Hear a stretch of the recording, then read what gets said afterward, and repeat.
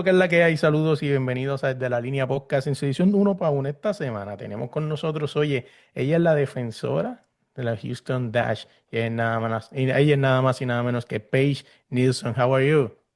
Good, good. Yeah, doing well. How are you? Good, good, good. I like to start the podcast with the first question, and the question is, who is Paige? I'm a lot of things. That's a hard question. I'm more than just a soccer player, I'll give you that. I'm one of three sisters, two brothers. I grew up in Lincoln, Nebraska, small town.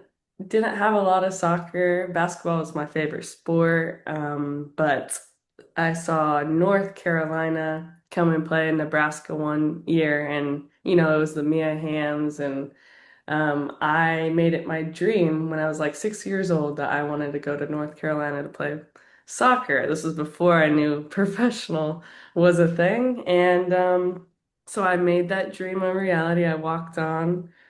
I was gonna take a job after college in investment banking. I'm sort of smart because I had to be because I had to walk on.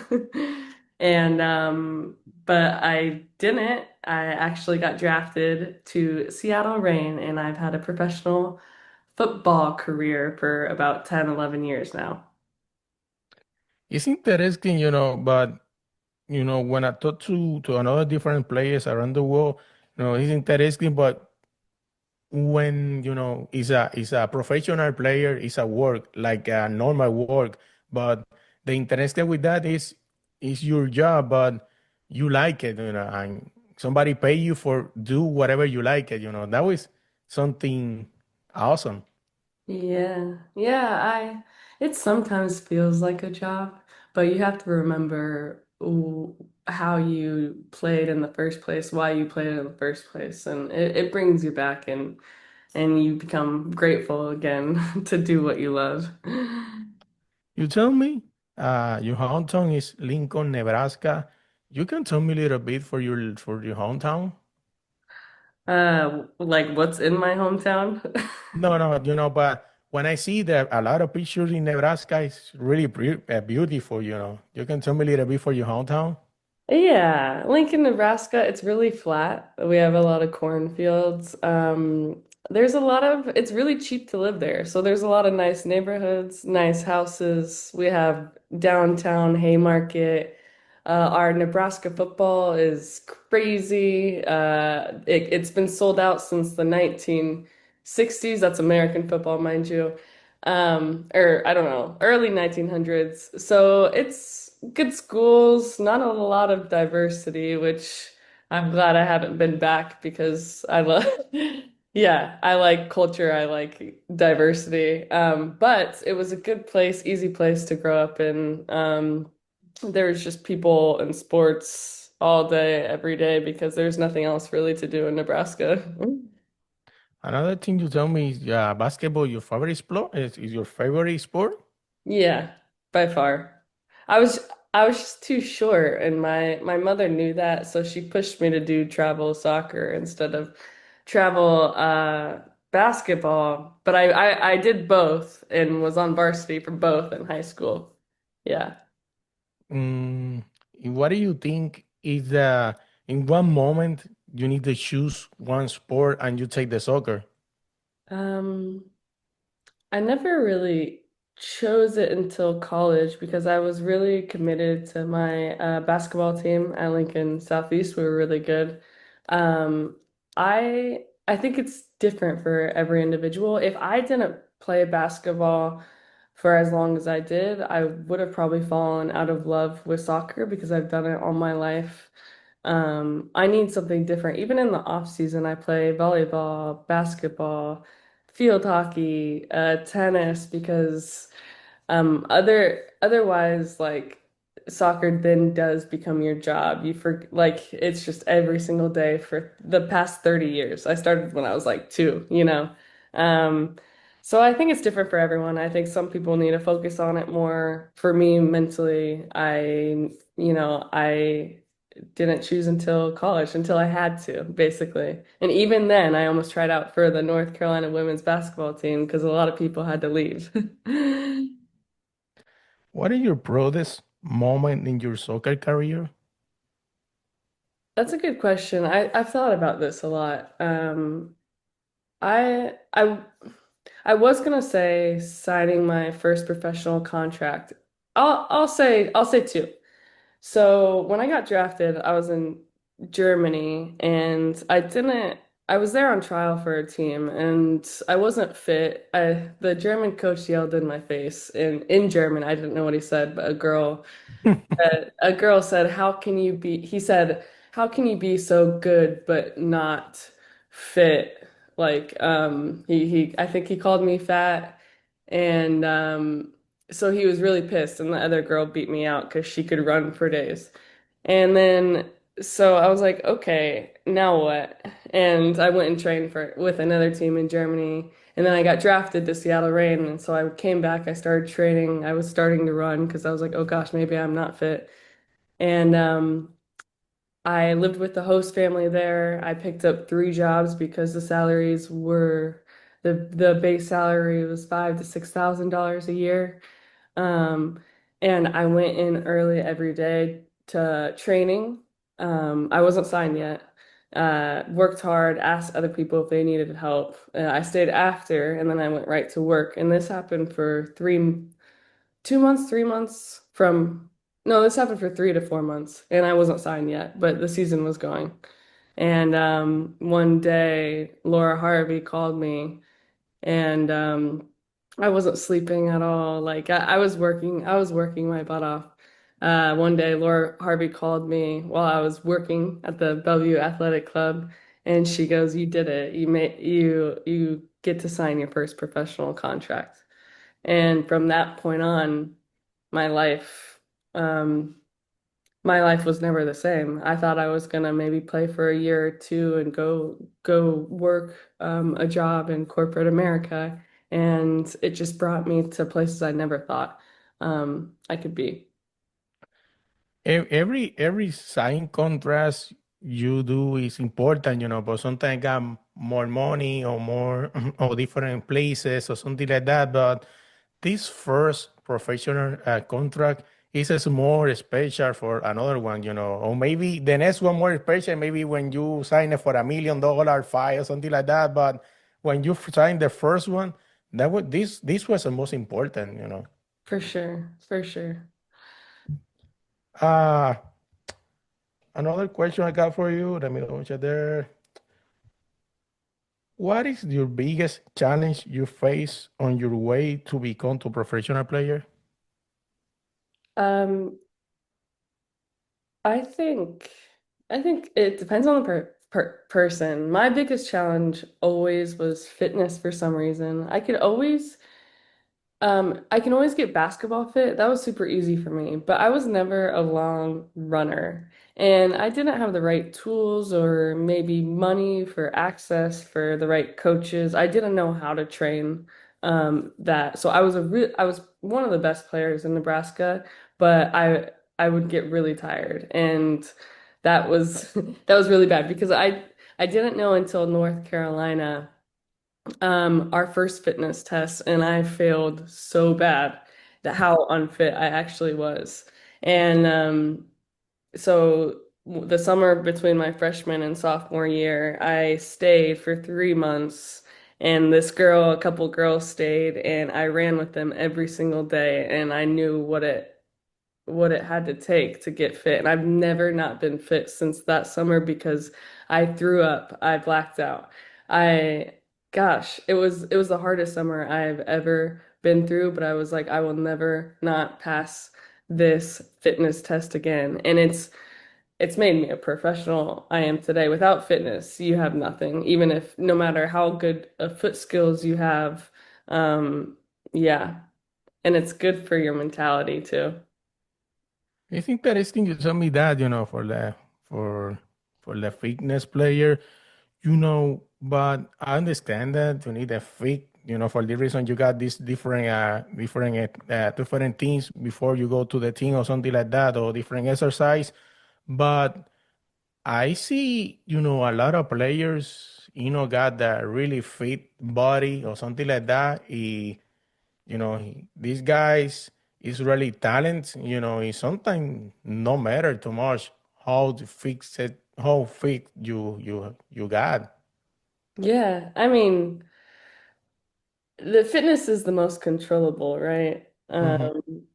I will say the other thing that made me unprofessional is my technique and first touch on the ball. When I went to South Korea for 2 years, it changed the way I touch the ball. I can make it really soft. Like if it was an egg, it would never crack because of how like I watched them play. They played 5v2 every single day.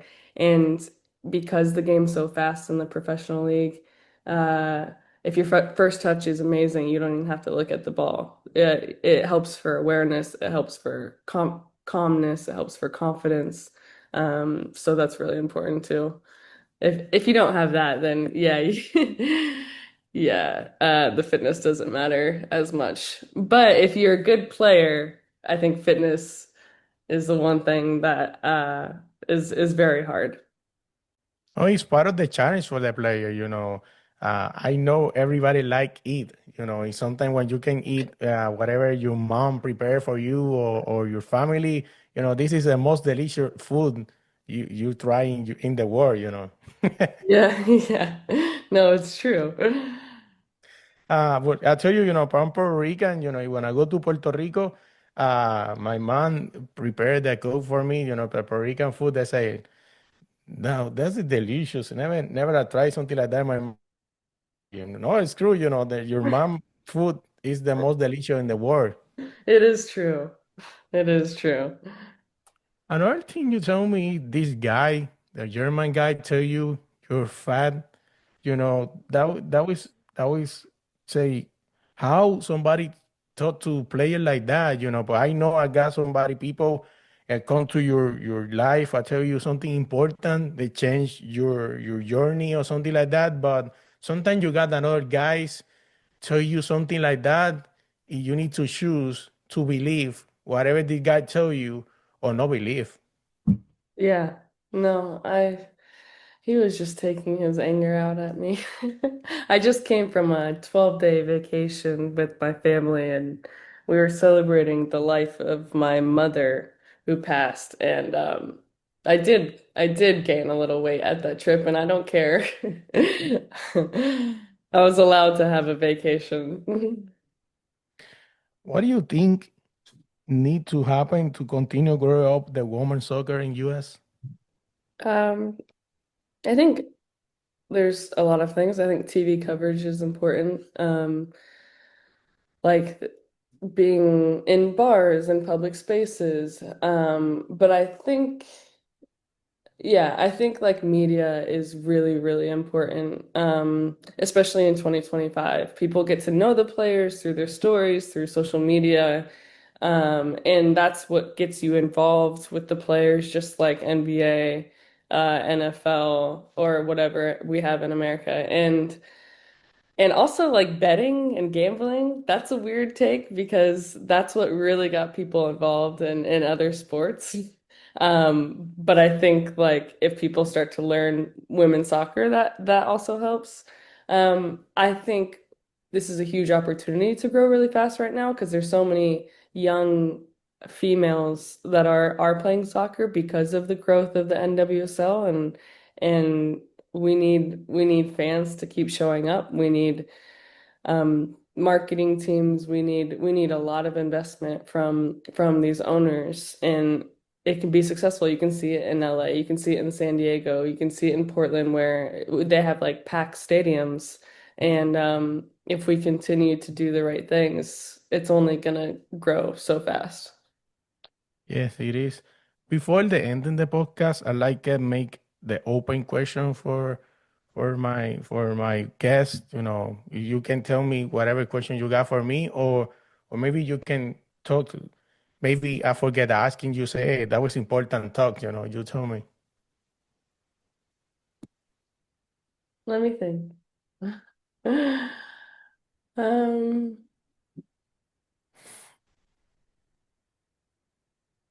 I I guess like how long have you been following the NWSL?